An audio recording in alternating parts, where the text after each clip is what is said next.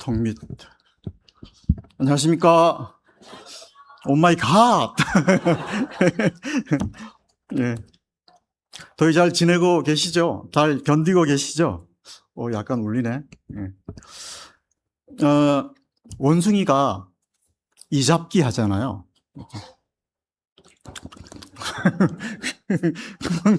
이렇게 이잡기를 합니다. 근데 이가 없어도 계속 잡아요. 네. 왜 그럴까요? 네, 이잡기를 하면 옥시토신이 증가해서 스트레스가 해소가 되고요. 또 서열이 제일 높은 원숭이는 제일 많이 이를 잡아줍니다. 그러니까 이가 없어도 계속 이제 잡아서 어떤 질서 어떤 유지도 이렇게 된다고 합니다. 근데요, 이거와 비슷하게 우리가 밴드에 글을 올리면 좋아요 이렇게 클릭하잖아요. 이게 그런 효과가 있답니다. 좋아요 딱 클릭하면 글 쓴 사람이 아주 기분이 좋아져서 같은 효과가 난답니다. 예, 좋아요 많이 누르시기 바랍니다. 예, 좋아요 누르는데 뭐 돈 안 들잖아요. 그러면 이 시간 이잡기 타임을 한번 갖겠습니다. 30초 드릴 테니까 옆 사람 이를 잡아주시기 바랍니다.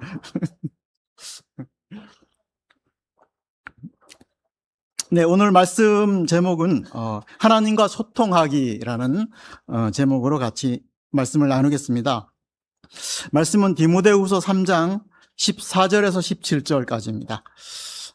다 같이 교독해 보시겠습니다. 디모데후서 3장 14절에서 17절까지고요. 신약 345쪽에 나와 있습니다. 네, 3장 14절부터 찾으셨죠? 제가 읽겠습니다. 그러나 너는 배우고 확신한 일에 거하라. 너는 내가 누구에게서 배운 것을 알며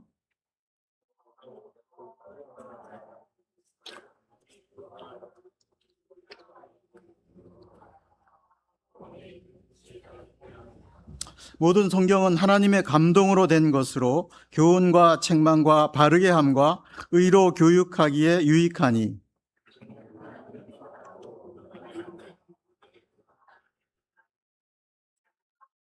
네, 감사합니다. 놀라지 마십시오. 제가 물리학과 출신입니다. 제가 지금 물리하고 전혀 관계없는 데서 일은 하고 있지만 물리학과 출신입니다. 물리학과 4학년이 되면 한 학기 동안 양자역학이라는 것을 배웁니다. 양자역학은 중첩과 얽힘이라는 아주 이상하다 못해 괴기한 법칙이 두 개가 있습니다. 뭐라고요? 중첩, 얽힘, 두 가지 아주 괴기한 괴기한 법칙이 있는데요. 제가 물리학 용어를 한 개도 안 쓰고 이 법칙 두 개를 한번 설명을 드려 보겠습니다. 저를 한번 봐주십시오. 누구로 보입니까? 임재규 형제로 보이죠? 근데 저희 아들 이름을 한번 같이 팔아보겠습니다. 제가 저희 아들 이면민하고 서로 겹쳐 있어요. 예. 그러니까 누가 보지 않을 때는 임현민인지 임재규인지 임현민인지 몰라. 두 개가 막 겹쳐서 있어. 근데 누가 이쪽에서 딱 보면 임현민으로 딱 보이고 누가 이쪽에서 딱 보면 임재규로 딱 보여요. 이게 이제 중첩 현상이라고 합니다. 그러니까 보는 사람이 누구로 보이는가에 영향을 미치는 그런 현상을 이제 중첩이라고 합니다. 실제 모든 자연을 구성하는 물질은 이와 같이 입자, 파동 두 가지가 중첩돼서 행동을 합니다. 그러니까 관찰자의 의지가 물질에 영향을 주는 것처럼 행동하는 거죠. 그래서 노벨 물리학상을 탄 유진 위그너라는 물리학자는요, 지성이 물리적 현상의 주요 요소다. 의식을 빼고 양자역학 법칙은 수립이 안 된다. 이렇게 주장을 했습니다. 그러니까 이 말의 뜻은 생각, 의지 이런 보이지 않는 비물질이 물질에 영향을 줄 수 있다. 이런 거를 말해 주는 겁니다. 믿는 저는 이걸 어떻게 해석해야 될까요? 하나님이 보이지 않는 비물질 말씀으로 천지를 창조하셨습니다. 그러니까 이 양자역학 이론은 이 하나님을 오히려 증명해 주는 그런 역할을 한다고 할 수 있습니다. 중첩 기억해 두시고요. 또 한 가지는 뭐라 그랬죠? 얽힘, 얽혀 있다는 뜻입니다. 이번에는 우리 임현민이를 지구를 한번 떠나보내겠습니다. 저 멀리 안드로메다로 우리 아들을 보내겠습니다. 안드로메다는 지구에서 250만 광년 떨어져 있습니다. 빛이 250만 년 동안 가야 하는 아주 먼 곳에 떨어져 있습니다. 저는 지구에 있고 임현민은 어디에 있다고요? 안드로메다 별에 있습니다. 그런데 임현민이를 보내기 전에 손에 한쪽에는 빨간 공, 한쪽에는 노란 공을 들려서 안드로메다도 보냈습니다. 그리고 지구에 있는 저도 노란 공과 빨간 공을 들고 있습니다. 두 사람은 얽혀 있는 상태입니다. 제가 지구에서 빨간 공을 딱 내미는 것과 동시에 안드로메다에 있는 임현민이도 빨간 공을 딱 내미는 겁니다. 실제 이렇게 행동을 합니다. 입자들이.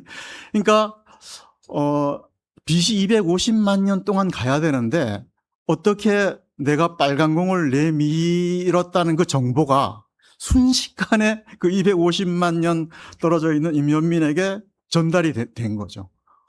이거 왜 이런지 몰라요. 물리학자도 모릅니다. 그냥 받아들여. 이렇게 이제 하고 있는 거죠. 말이 안 되죠.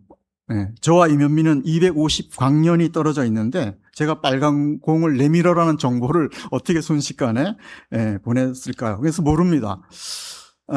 근데 실험으로 이걸 증명했어요. 2022년에 안톤 차일링거라는 분이 이렇게 움직인다는 것을 실험으로 증명해서 노벨 물리학상을 탔습니다. 근데 믿는 저는 이 얽힘의 원리를 아주 간단하게 설명할 수 있습니다. 하나님은 땅을 보좌 삼고 하늘을 땅을 발등상 삼고 하늘을 보좌 삼는 그런 분이시잖아요. 그러면 하나님은 그 거대한 우주 밖에서 어떻게 합니까? 지구의 한쪽 팔을 올리고 안드로메다의 한쪽 팔을 올리고 동시에 뒤집으면 되는 거예요. 그러면 동시에 이런 현상을 설명할 수가 있습니다. 그러니까 하나님은 그 저 우주 밖에서 순식간에 우리에게 정보 전달이 가능하다는 것을 이 얽힘이라는 양자 물리는 설명을 하고 있습니다. 결국은 이제 저는 전능하신 하나님이시다, 이거를 이제 말씀드리고 싶습니다.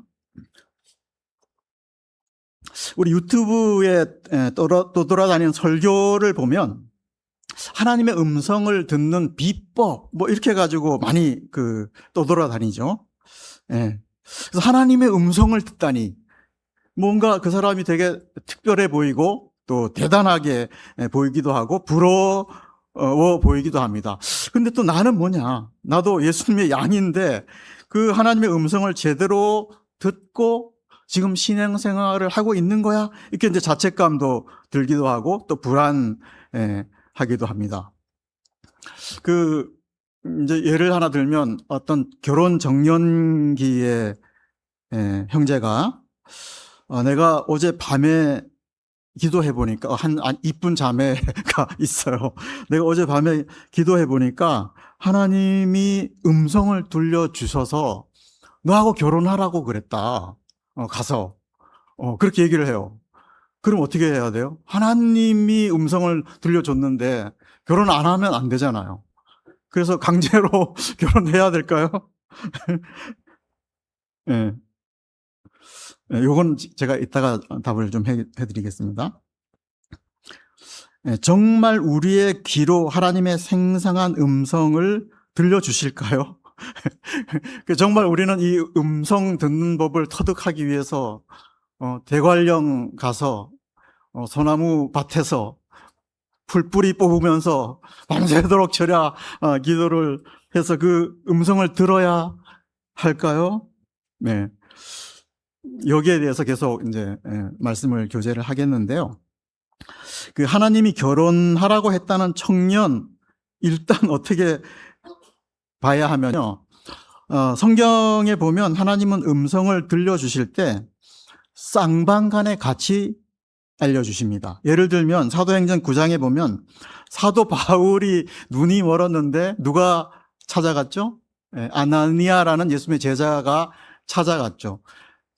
두 사람 다 알려줬어요. 바울에게도 아나니아가 갈 것이다 이렇게 얘기를 해줬고 아나니아한테도 물론 그 바울한테 가라고 이렇게 얘기를 했습니다. 그리고 사도행전 10장에 보면 베드로가 로마 백부장 고넬료에게 갈 때도 어떻게 됐죠? 고넬료에게 베드로가 간다라고 얘기를 해줬고 베드로는 당연히 고넬료에게 가라고 이렇게 쌍방간에 같이 얘기를 해줬습니다. 만약 결혼하는 것이 하나님의 뜻이었다면 자매님에게도 이러이러한 형제가 올 것이다 이렇게 알려줬겠죠. 다분히 형제 욕심인 거죠. 그래서 하여간 결론은 하나님이 귀의 소리로 저는 뜻을 전달하지 않고 성경 66권에 다 하나님의 뜻을 기록해 주셨다고 할 수 있습니다. 성경 66권이 완성되기 전에는 실제 하나님이 음성을 통해서 뜻을 알려줬습니다. 그래서 모세, 사무엘, 엘리야, 신약의 마리아, 침례 요한, 사도 바울 다 실제적인 음성으로 하나님의 뜻을 알려준 것을 볼 수 있죠. 근데 오늘날은 성경 66권이 완성이 됐기 때문에 하나님께서 직접적인 계시는 이미 완성됐다고 그렇게 할 수가 있습니다. 그래서 그 근거 구절을 한번 찾아가 보겠습니다. 요한계시록 22장 18, 19절을 다 같이 찾아서 한번 읽어보겠습니다. 이것도 잘 아시는 말씀인데요. 신약 423쪽에 있습니다. 요한계시록 22장 18, 19절 같이 읽어보겠습니다. 네, 찾으셨죠? 네, 시작.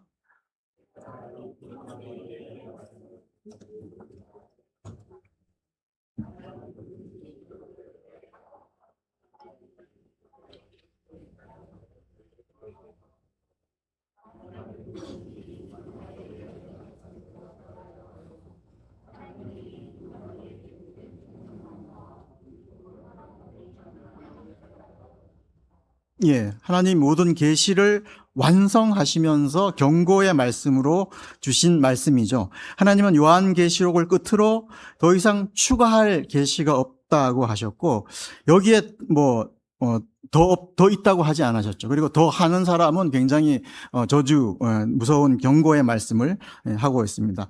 그러니까 완성이 됐는데 뭔가 더 있다라고 하면서 하나님의 음성을 들었다고 하는 사람들은 다 이단이라고 보시면 됩니다. 실제 모든 이단들이 자기가 하나님의 계시를 직접 들었다. 나는 특별한 사람이다. 이렇게 하면서 교주가 되는 것을 알 수가 있습니다. 다음은 이제 디모데후서 3장 16, 17절이 이제 완성이 됐다라는 것을 증거하고 있는 말씀인데요. 저희가 이제 읽어봤습니다. 제가 한번 다시 읽겠습니다.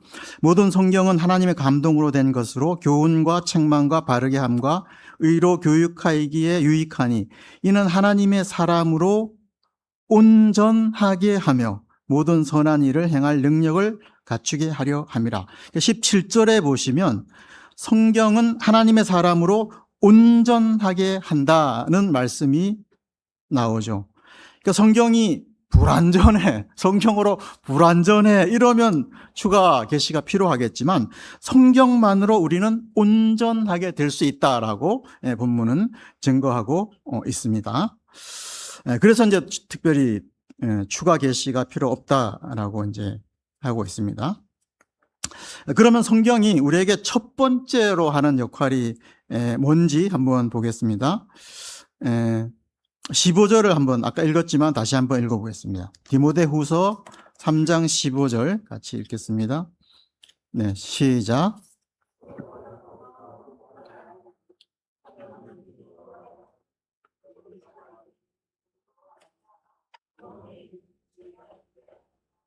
예, 감사합니다. 구원에 이르는 지혜가 있게 한다 그렇게 하셨죠. 성경이라는 종이 위에 쓰여진 문자 자체가 구원을 주는 건 아니고요. 구원은 예수 그리스도 안에 있는 믿음에서 옵니다. 그래서 성경이 바로 이 예수님께로 데려가는 인도자의 역할을 한다고 그렇게 말씀을 하고 있습니다. 그래서 우리는 성경을 통해서 예수 그리스도의 믿음 안으로 인도됐고 구원을 받았습니다. 생명을 얻었다는 것에 대해서 좀 상고를 한번 해보겠습니다. 복습하는 의미에서 감자와 고양이를 한번 비교해 보겠습니다. 고양이가 의외로 굉장히 좋아하는 나무가 있어요. 게달의 나무를 좋아합니다. 달의 나무하고 비슷하게 생긴 게달의 넝쿨을 고양이가 엄청 좋아합니다. 저희 집에 레오라는 똥냥이가 한 마리 있는데요. 제가 정선 갔다 오다가 그 게달의 넝쿨 나무를 잘라다가 줬더니 그거 막 물어뜯고 발로 팡팡팡 치고 뒷발로 막 팡팡팡 하고 이렇게 잘 가지고 놀더라고요. 근데 저희 집에 있는 감자에게 이 게달의 나무를 던져주면 어떻게 할까요? 감자가 이 게달의 나무를 가지고 놀까요? 아무 반응을 하지 않겠죠. 감자는 어디에 반응합니까? 햇빛, 공기, 물에 반응을 해서 싹을 틔웁니다. 그러니까 감자는 게달의 나무 놀이에 대해서 죽었다고 할 수가 있습니다. 반면에 흙, 빛, 공기에 대해서는 살았다고 할 수가 있습니다. 그럼 우리 레오에게, 고양이에게 멋진 시를 한번 읽어줍니다. 우리 고양이가 시에 감동할까요? 그냥 눈만 껌뻑껌뻑하고 뭐하냐 이렇게 하겠죠. 그럼 고양이는 시에 대해서 죽은 거라고 볼 수 있습니다. 그러니까 시에 대해서 아무 반응과 행동을 안 하기 때문에 시에 대해서 죽었다고 할 수 있습니다. 감자가 이 게달의 놀이에 대해서 반응하고 고양이가 시 감상에 대해서 반응을 하려면 어떻게 해야 되죠? 감자에게 고양이에 있는 생명이 들어가면 됩니다. 무슨 얘기인지 아시겠죠? 고양이가 시를 읽고 감동하려면 어떻게 해야 돼요? 사람에 있는 생명이 고양이에게 들어가야 됩니다. 그래야 시에 대해서 반응하고 행동할 수가 있는데, 이게 살았다고 할 수가 있는 거죠. 이 원리를 우리 인간이 타락하기 후에 적용해 보겠습니다. 우리가 타락하기 전에는 하나님께 활발하게 반응을 했었습니다. 하나님과 교제하고 말씀에 순종하고 사랑하고 했었습니다. 근데 타락 이후에는 전혀 이 하나님에 대해서 반응하고 행동하는 능력이 사라져 버린 거죠. 이게 바로 영적으로 죽은 상태라고 할 수 있습니다. 에베소서 2장 1절에는 이 상태를 허물과 죄로 죽었다고 진단을 하고 있습니다. 그래서 우리가 여기에서 살아나려면 전혀 다른 생명이 외부에서 들어와야 됩니다. 감자에게 고양이의 같은 생명이 들어가듯이 들어와야 됩니다. 그래야 하나님께 반응하고 행동하는 능력이 생기는 거죠. 그러니까 우리가 거듭나서 하나님께 반응을 하게 되었다는 것은 우리에게 전혀 다른 생명이 들어왔다고 할 수가 있습니다. 그래서 하나님에 대해서 또 말씀에 대해서 영적인 세계에 대해서 반응하고 행동하게 된 것이죠. 바로 이 생명, 조회라는 새로운 생명을 가졌기 때문에 고린도후서 5장 17절은 이렇게 말씀하고 있습니다. 그런즉 누구든지 그리스도 안에 있으면 새로운 피조물이라. 이전 것은 지나갔으니 보라 새 것이 되었도다. 이렇게 증거를 하고 있습니다. 네. 이해하시겠죠? 우리의 어떤 생명이 들어왔는지. 그래서 우리는 성경 말씀에 반응하고 행동할 수 있게 된 것입니다. 성경은 그저 종이 위에 쓰여진 글자에 불과하잖아요. 그런데 어떻게 우리가 반응을 할 수 있는지 거기에서 디모데후서 3장 16절에 나옵니다. 생명이 들어와서 실제적으로 이 종이 위에 쓴 문자를 읽을 때 어떻게 해서 우리가 반응을 할 수 있게 됐는지가 디모데후서 3장 16절인데요. 여기에 성경은 하나님의 감동으로 되었기 때문에 그렇습니다. 그러니까 하나님의 감동으로 쓰여졌다는 것은 이 감동이란 원어는 하나님이 숨을 불어 넣었다, 그런 의미가 있습니다. 숨을 불어 넣었다는 것은 우리가 성경을 읽을 때 우리 안에 내주하시는 성령님이 우리의 마음을 감동시켜 준다는 뜻입니다.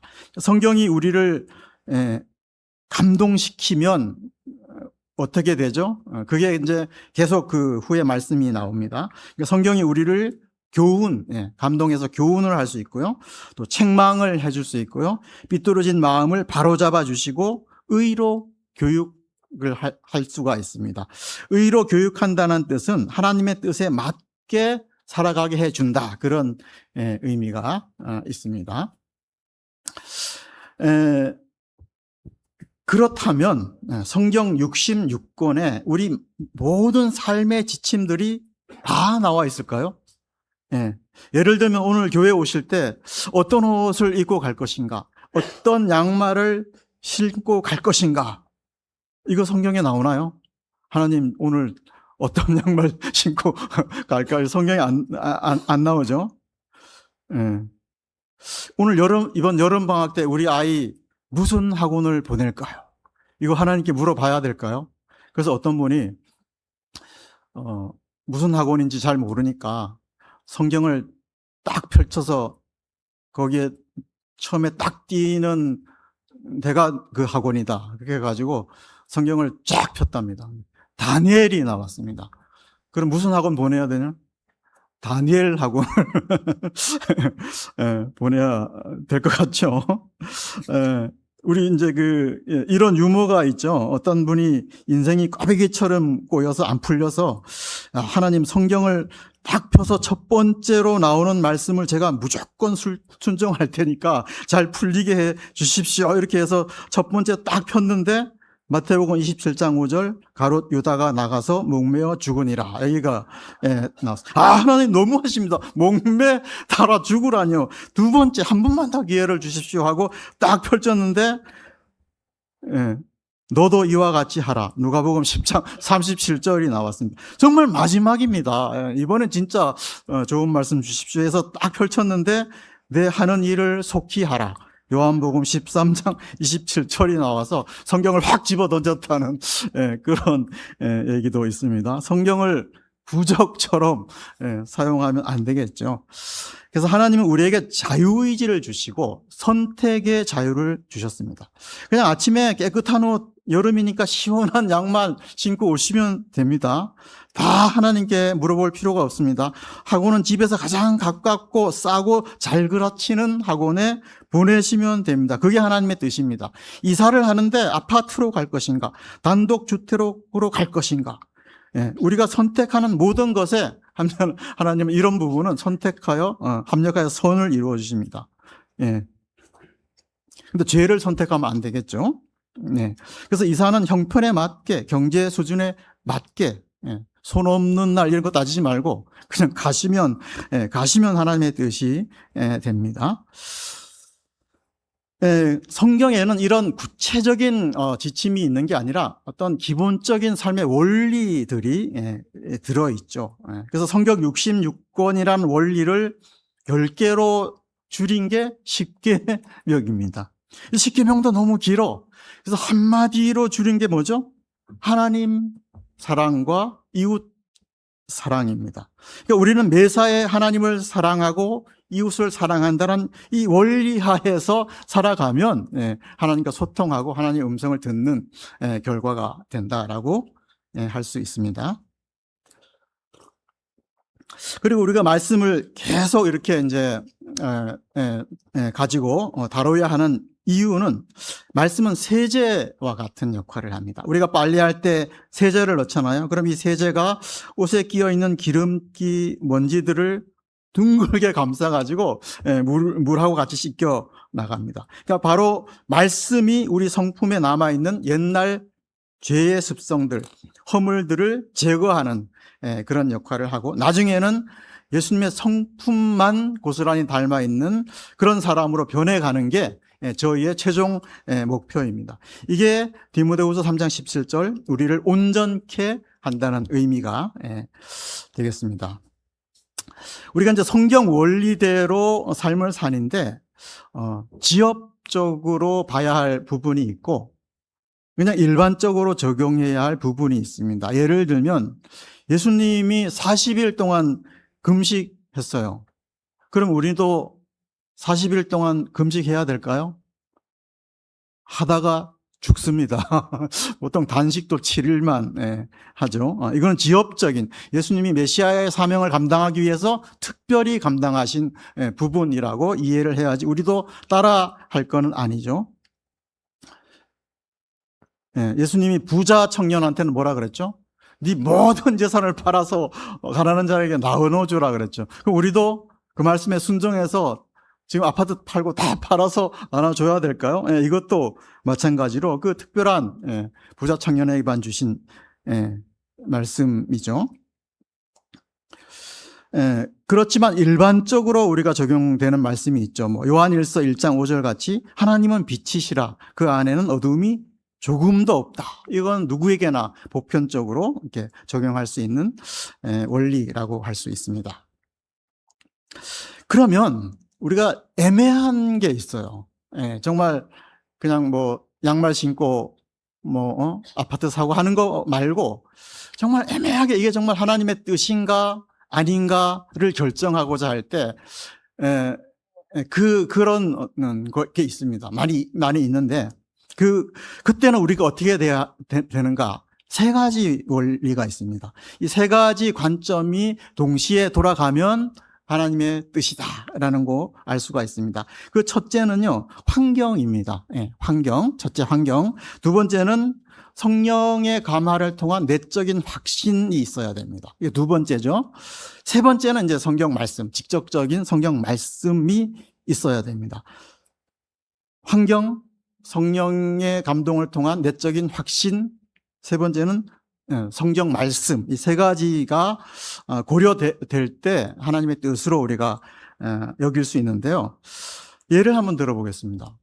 제가 어느 날 기도하는데 모든 걸 다 버리고 스리랑카로 가라 이런 마음의 어떤 생각이 들었다고 합니다. 해봅시다.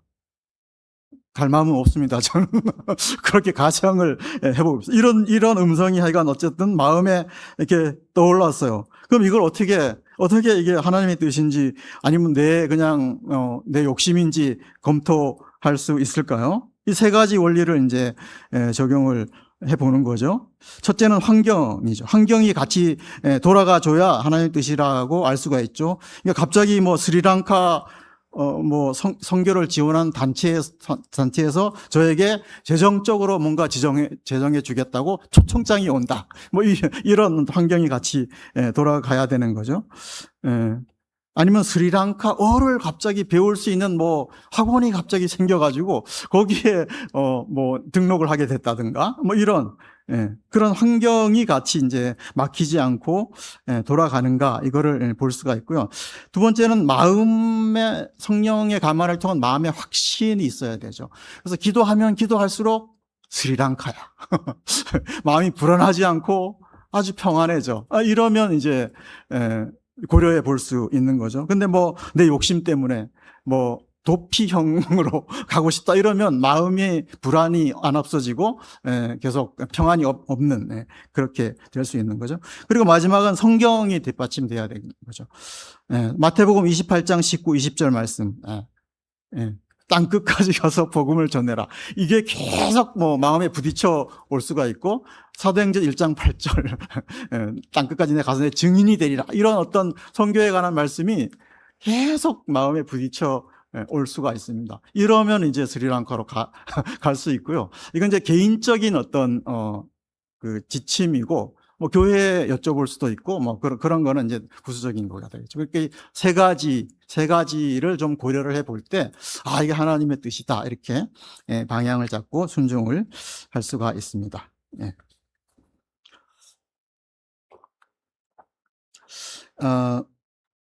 끝으로 이제 디모데 후서 본문 말씀의 배경을 좀 설명을 드려야 될 것 같은데요. 그 지금 디모데와 바울이 처한 상황이 아주 좋지 않습니다. 지금 바울은 디모데 후서를 쓸 당시 네로 황제의 박해로 로마의 지하 감옥에 갇혀 있습니다. 로마 지하 감옥은 햇빛이 안 들어오고 사방이 돌로 막혀 있고, 곧 살을 에이는 듯한 겨울이 이제 찾아오게 돼 있는 상황에 착고에 갇혀서 로마 감옥에 갇혀 있는 상황입니다. 디모데는 영적인 아들로 나이는 한 20, 30살 정도 이게 차이가 나는데, 루스드라에서 처음 만나서 15년째 같이 사역을 했고, 마지막은 에베소에서 3년 함께 사역하다가 30대 후반에 디모데를 에베소의 사역자로 세운 상태입니다. 바울은 이제 몇 달 안 있으면 참수형을 당할 형편이고요. 로마의 시민권이 있어서 십자가형은 안 당하게 된 거죠. 디모데는 굉장히 이제 겸손하고 온유한 그런 사람이지만 반면에 좀 소심하고 두려움이 많았고 눈물이 많은 그런 사람이었던 것 같아요. 그러니까 바울이 영적인 아버지로서 평생 나에게 버팀목이 될 것이다 이렇게 생각을 했겠죠. 근데 갑자기 로마 감옥에 갇히고 그 말도 많고 달도 많은 에베소 교회를 섬겨야 하니까 스트레스가 이만저만이 아니었을 것 같아요. 그래서 하나님이 그래서 바울이 뭐라 그래요? 위장병이 생겨가지고 포도주를 조금씩 쓰면서 위장병을 다스리라고까지 할 정도로 스트레스를 많이 받았던 것 같습니다. 제가 왜 이 둘의 관계와 현재 상황을 길게 소개하는가 하면요, 인간은 결국 혼자 가야 하는 존재입니다. 외로운 존재입니다. 엄마 뱃속에 있을 때 빼고는 홀로 이 세상에 던져진 존재입니다. 아기가 웃으면서 나오는 거 보셨습니까? 아, 외로워 하면서 울면서 튀어나오는 거죠. 그 외로운 걸 아시기 때문에 성경은 수없이 50번 이상 내가 너와 함께 하겠다, 세상 끝날까지 너와 함께 하겠다라는 말씀이 계속 반복되고 있습니다.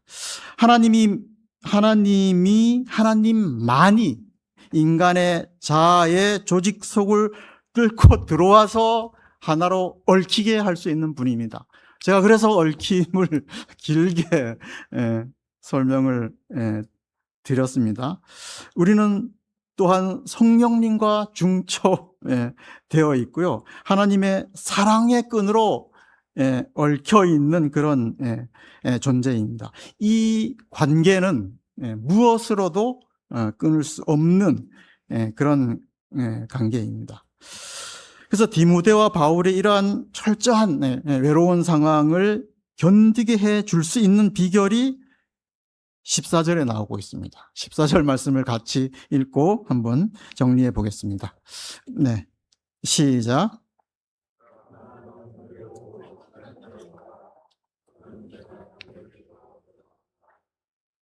예. 너는 배우고 확신한 일에 거하라 이렇게 하고 있죠. 거하라는 것은 끝까지 머물다, 굳게 붙들다, 지속적으로 살아가다, 그런 의미가 있습니다. 그러니까 성경 말씀을 이런 상황에서 계속 붙들고 가도록 그렇게 말씀을 하고 있습니다. 붙들다는 것은 계속 지속적으로 그렇게 살아간다는 뜻이고요. 디모데후서 4장에 보면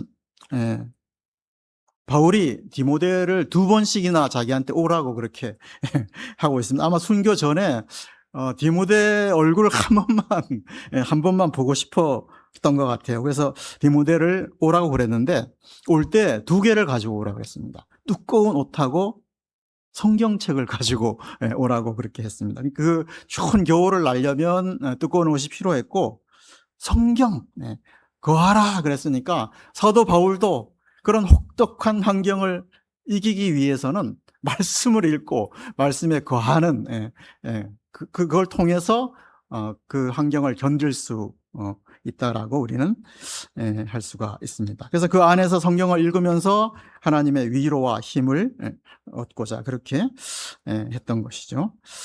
우리 명지로 교회의 최대의 강점이 뭡니까? 성경대로 믿고 성경대로 교회를 세우고 성경대로 살려고 노력하는 분들이 모인 모임 아닙니까? 우리가 매일 성경을 읽고 기도하고 수요 집회, 금요 집회, 주일 예배, 주일 말씀, 2부 말씀 교제를 하고 있죠. 이 패턴대로 살아가는 것 자체가 하나님과 소통하고 있는 것입니다.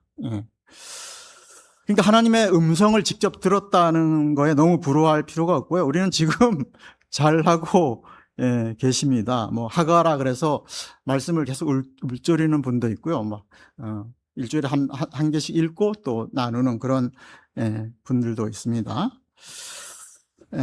우리가 계속 이렇게 말씀에 거하는 삶을 살 수 있기를 기도하면서 저의 메시지는 여기서 줄이도록 하겠습니다. 기도하고 마치겠습니다. 아버지 하나님, 허물과 죄로 죽었던 우리를 살리신 예수님의 은혜를 인해서 감사를 드립니다. 새 생명을 주셔서 살아계신 참 하나님께 참 순종하고 또 하나님과 교제하게 하심을 인해서 감사를 드립니다. 계속 성경 말씀을 통하여 또 하나님의 말씀 안에 거하게 하시고 또 현실의 어려움을 넉넉히 이기는 삶으로 인도하여 주시옵기를 간구드리오며 모든 말씀 예수 그리스도의 이름으로 기도하였습니다. 아멘. 네, 감사합니다.